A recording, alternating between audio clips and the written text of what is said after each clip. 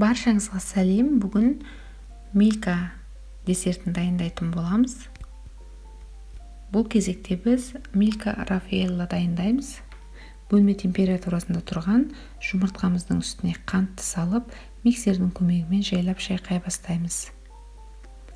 Бізде көпіршіктер пайда бола бастаған кезде миксеріміздің жылдамдығын қосамыз. Ары қарай шайқай береміз. Бізде жұмыртқамыз 2 есе көлемге үлкейгенге дейін аппақ көбік болғанша миксерлейміз. Біздің жұмыртқалы қоспамыз аппақ көбік болып көпірді.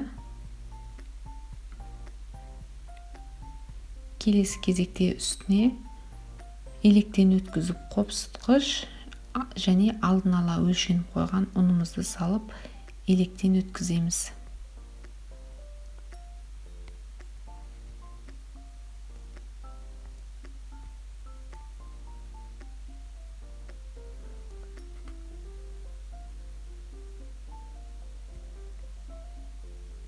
Және де 2 ас қасық майымызды құямыз, сұйық май. Лопатканың көмегімен қоспамызды басып алмадан төменнен жоғарыға қарай араластырамыз. Біздің қоспамыздың ішінде құрғағын қалып қоймауы керек. Міндетті түрде жақсылап араластырамыз. Төменнен жоғарыға қарай.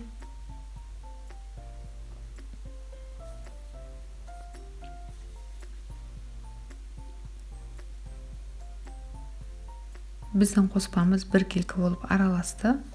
Үстіне 25 грамм кокосовый стружки сеуіп жатырмын. Егер сіздерде кокосовый стружки жоқ болса, қолданбай қоюға болады. Тағы да төменнен жоғарыға қарай араластырамыз. Алдын ала дайындалған пергамент қағаз төселген формамызға құямыз. Қамырымызды толықтай. Және де жаймалап шығамыз. Біздің формаға құйылған қамырымыз теп-тегіс біркелкі болуы керек.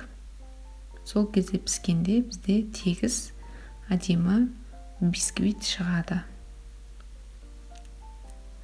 Пешімізді алдын ала қыздырып қоямыз, міндетті түрде 170 немесе 180 градустағы пеште 15-20 минут пісіріп аламыз. Пешіңіздің қызу жылдамдығына қарай.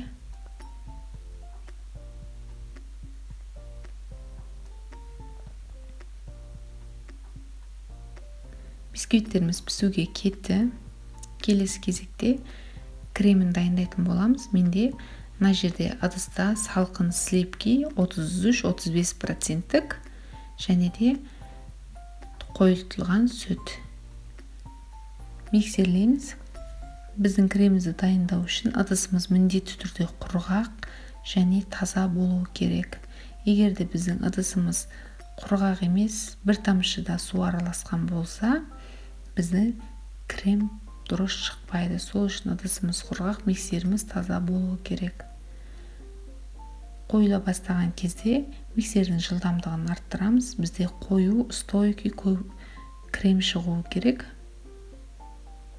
Дайын кремімізді тоңазытқышқа салқындатуға жібереміз. Біздің бисквиттеріміз пісіп, дайын болып шықты. Бөлме температурасында 15 минут салқындаттым. Уже салқындады.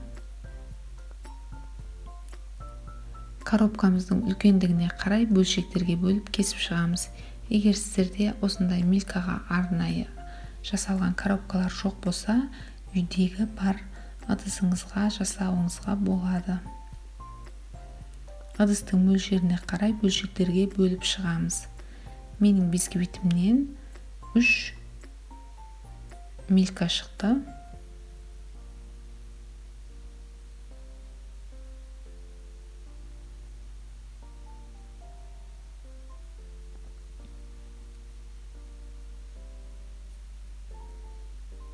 Келесі кезекте біз милкаларымызды жинаймыз. Коробкамыздың түбіне 2 қасық кремімізді салып жаймалап жағып шығамыз.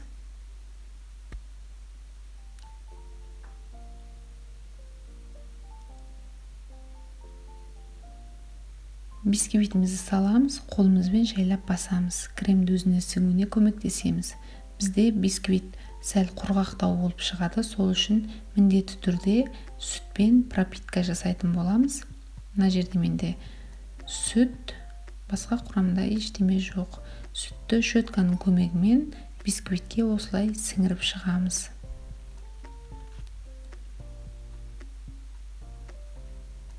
Толығымен пропитка жасалғаннан кейін креміміздің қалған мөлшерін үстіне саламыз.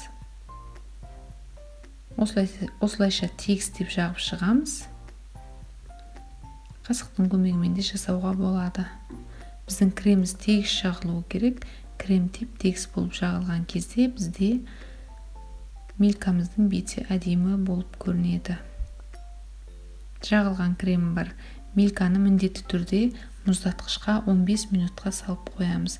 15 минуттың ішінде біздің милкаларымыз сәл қатуы керек. Сол кезде үстіне еріген жылы шоколадымызды құямыз.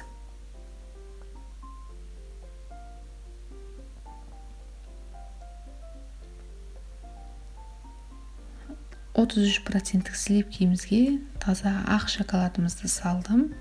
Водяная баняда ерітіп аламыз. Водяная баня дегеніміз бір ыдысқа суды құйып қайнатамыз, үстіне тарелкаға шоколад және сливкиді құйып, осылайша араластырамыз. Бізде шоколад пен сливки ысып, бір-бірімен араласып толықтай еріп кету керек, және де бөлме температурасында сәл салқындатып аламыз. Яғни қан жылы болу керек біздің шоколадымыз.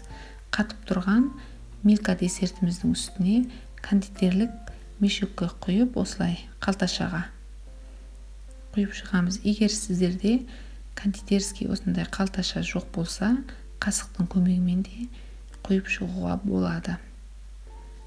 Шоколадты құйып шыққаннан кейін қолымыздың көмегімен жайлап қозғап тегістейміз.